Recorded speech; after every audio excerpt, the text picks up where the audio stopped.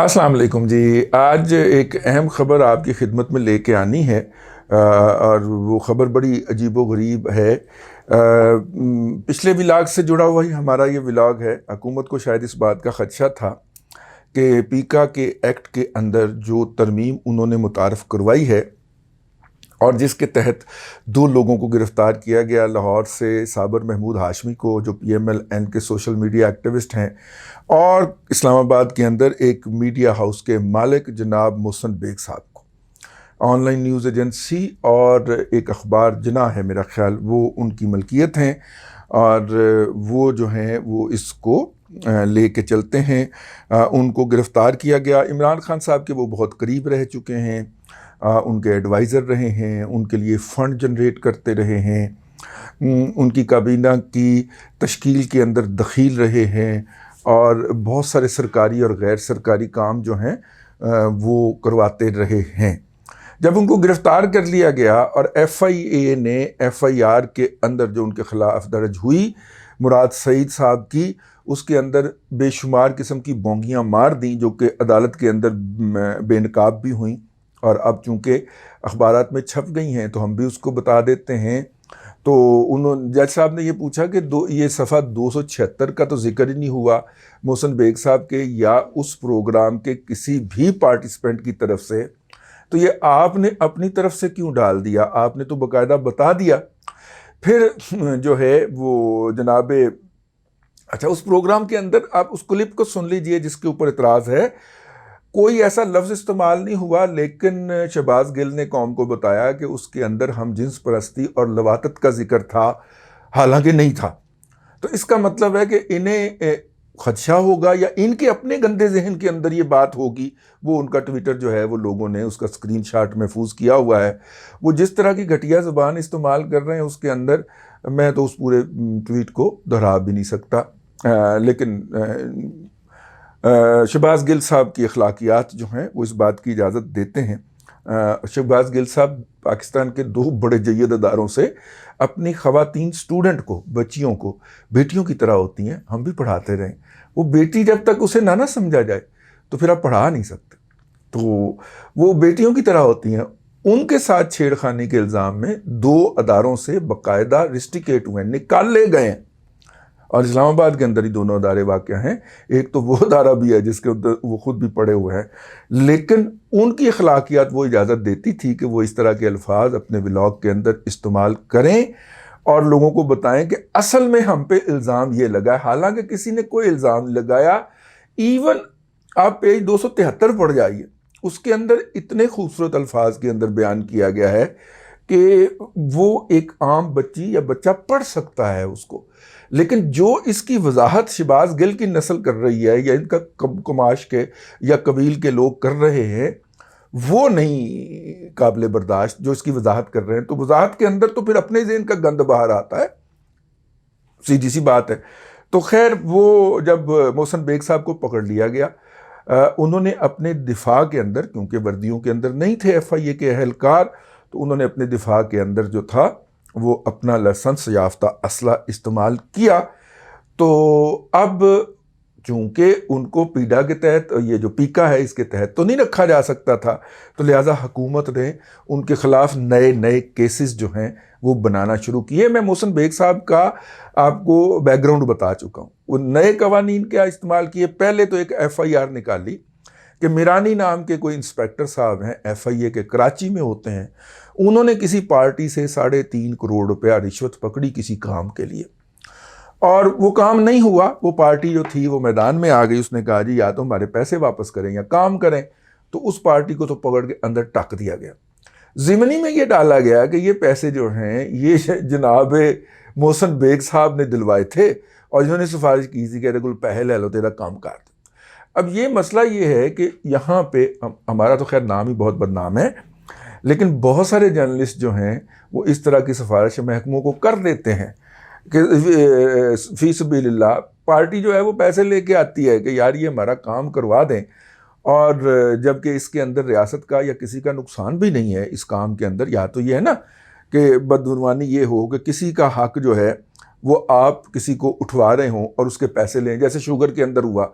اب شوگر کے اندر جب پرائسز بڑھی ہیں یا ڈبل ہو گئی ہیں، بلکہ اب ڈبل سے بھی زیادہ ہو گئی ہیں، تو اس کے اندر اس ملک کے عوام کا نقصان ہو رہا ہے. ان کی جیب سے اضافی پیسے نکل کے اسی چینی کے نام کے اوپر کسی کی جیب میں جا رہے ہیں. چلیں یہ تو نقصان ہو رہا ہے، لیکن اگر کسی کا نقصان نہیں ہو رہا اور اس کے وہ نوٹیفیکیشن ایک سرکار نے کرنا ہے یا کسی کو کلیئرنگ چٹ دینی ہے، اس کے وہ بندہ پیسے مانگ رہا ہے، لیکن وہ پیسے قابل اعتماد ذریعے سے لے گا.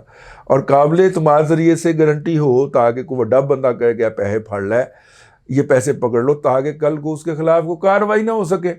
تو اس کے لیے پھر مؤثر لوگ انوالو ہوتے ہیں، جس کے اندر منتخب نمائندے بھی ہو سکتے ہیں، جس کے اندر جرنلسٹ بھی ہو سکتے ہیں، جس کے بارے میں اس حکومت سے آنے سے پہلے عمومی خیال یہ کیا جاتا تھا کہ کوئی بھی حکومت ان کے اوپر ہاتھ نہیں ڈال سکتی. خیر اس حکومت نے یہ متھ بھی توڑ دی، ٹھیک ہے، اور متھ بھی توڑی اس کے اوپر جو پرائم منسٹر عمران خان صاحب کی خلوتوں کا بھی ساتھی رہا ہو. ٹھیک ہے، اب خلوتوں کے جو اعمال ہیں یا بدعمالیاں ہیں، ان کے افشا ہو جانے کا خوف اس قدر ہے کہ 4 درجنوں چھاپے مارے جا چکے ہیں محسن بیگ صاحب کے دفتر کے اندر بھی اور ان کے گھر پہ بھی. اور بعض اطلاعات ہیں، بعض دوستوں نے بتایا کہ وہ کوئی USB ہوتی ہے وہ ڈھونڈتے پھر رہے ہیں. اب ظاہر ہے کہ اس USB کے اندر کسی کے اعمال نامے تو بند ہوں گے، اور ظاہر ہے جس کے اعمال نامے بند ہیں پائے نا، تو انہوں پتہ نہیں ہے تواڈے اعمال نامے اور بھی بڑی جگہ پہ ہیں. آن رضوی کے موبائل جو تھے وہ حاصل کر کے آپ کو یہ تو بتا دیا گیا کہ اس کے اندر کیا کیا تھے، لیکن اس کی کاپیاں جو تھیں وہ تو کہیں اور بھی پڑی ہوں گی نا. جب مالکوں کو ضرورت ہوگی وہ کاپیاں منصہ شہود پہ آ جائیں گی. ٹھیک ہے، تو بہرحال یہ کیس جی پہلا ان کے خلاف کہ جناب انہوں نے معاونت کی رشوت دینے میں، محمد جی نے دی تھی، چلیں اس کو بھی پکڑ کے اندر ٹک دیا، اور جتنے لئی ہے اس کا کوئی ذکر ہی کوئی نہیں، وہ وہیں پہ اپنے عہدے پہ براجمان بیٹھا ہوا ہے. یہ عجیب و غریب سوال تھا. پھر پتہ چلا کہ یہ بھی جا کے پہلی پیشی پہ کوئی بھی اگر بندے کا پتر جج ٹکر گیا اس نے اڑا دینا یہ والا کیس. لہٰذا پھر 1987 کا ایک کیس نکالا گیا کہ محسن بیگ نے 1987 کے اندر GPO اسلام آباد میں فائرنگ کی تھی. اور فائرنگ اس لیے کی تھی موصوف نے، فائرنگ ویسے انہوں نے اپنے پاس سے ڈالی ہوگی لیکن چلیں فائرنگ کی تھی. وہ جو کیس کی تھوڑی بہت تفصیلات باہر آئی ہیں وہ یہ تھی کہ انہوں نے فائرنگ کی تھی، اور اس فائرنگ کے نتیجے میں وہاں پہ خوف و ہراس پھیل گیا تھا. زخمی یا کسی کے مرڈر ہونے کا کوئی ذکر نہیں ہے، لیکن خوف و ہراس پھیل گیا تھا. اور وہ بیسیکلی انہوں نے فائرنگ کرنے کی نوبت کیوں آئی تھی؟ کیونکہ یہ جعلی ڈیفنس سیونگ سرٹیفکیٹ جو تھے اس کا لین دین کرتے ہوئے جو تھے ان کو پکڑا گیا تھا، اور یہ وہاں سے فائرنگ کرتے ہوئے فرار ہو گئے تھے. یہ ڈیفنس سیونگ سرٹیفکیٹ جو ہے سب سے زیادہ پروفٹ کسی زمانے تک جیتتے رہے ہیں، اور یہ ڈیفنس سیونگ سرٹیفکیٹ جو تھے یہ منی وائٹ کرنے کا بھی ایک بہت بڑا ذریعہ رہے ہیں کسی زمانے میں. ڈیفنس سیونگ سرٹیفکیٹ وہ ایک الگ موضوع ہے، ہم آج اس کا ذکر نہیں کر رہے. 1987 کے اندر وہ شخص اسلام آباد میں بیٹھا صحافت کر رہا ہے. وہ شخص جو ہے وہ میڈیا ہاؤس کھولتا ہے. اس کو میڈیا ہاؤس کھولنے کے لیے آپ کو پتہ ہونا چاہیے کہ آپ کو 14 پاکستانی اداروں سے کلیریفیکیشن چاہیے، جن کے اندر یہ پولیس بھی شامل ہوگی. اسلام آباد پولیس کا بھی NOC چاہیے ہوگا جس نے اب یہ مقدمہ نکال مارا ہے. اور اس مقدمے کے ضمنی میں کیا لکھا ہوا ہے؟ اس مقدمے کے ضمنی میں 2011 میں لکھا جاتا ہے، جبکہ آن لائن اس وقت آپریشنل تھی، بلکہ اپنا پیک انجوائے کر رہی تھی، کہ جناب اس بندے کو ہم نے بہت ڈھونڈا اور یہ بندہ ٹریسیبل نہیں ہے، لہذا اس کیس کو داخل دفتر کر دیا جائے. آپ اندازہ فرمائیں وہ داخل دفتر ہو چکا ہوا تھا کیس، اس کو نکالا گیا ہے، اور نکالنے کے بعد جناب ان کی گرفتاری اس میں بھی ڈال دی گئی ہے. انتقام، اندھے انتقام کی آگ اس قدر ہے اور اس قدر ہے کہ اس کو پورا کرنے کے لیے تمام حدود پار کی جا رہی ہیں. میں نے FIA کے ایک صاحب سے ملاقات کی. ملاقات تو میں نے کہاں کرنی ہوتی ہے، ایک جگہ پہ انوائٹڈ تھے، تو وہاں پہ میں نے ان سے پوچھا کہ یار آپ کو پتہ نہیں ہے کہ یہ آپ کیا کر رہے ہیں؟ تو اس نے ہنس کے کہا کہ جو ہم کر رہے ہیں کیا وہ عدالتوں سے مسترد نہیں ہو رہا؟ میں نے کہا اچھا. تو میں نے کہا کہ سجاد مصطفیٰ باجوہ کوئی سی ماں نے جب میں اور کوئی سٹینڈ نہیں لے سکتا. وہ کہتے کہ کیا کریں، وہ ان کی طرح جا کے گھر بیٹھ جائیں، ٹھیک ہے، ہمیں بھی تو نوکری کرنی ہے نا. کہنے لگے کہ کتنے بھی غلط الزام کے اندر اگر ہمیں فارغ کیا جائے، وہ تو جب ثابت ہوگا کہ الزام غلط تھا تو ہوگا نا۔ اس سوسائٹی نے ہماری بچیوں کو تو جینے بھی نہیں دینا۔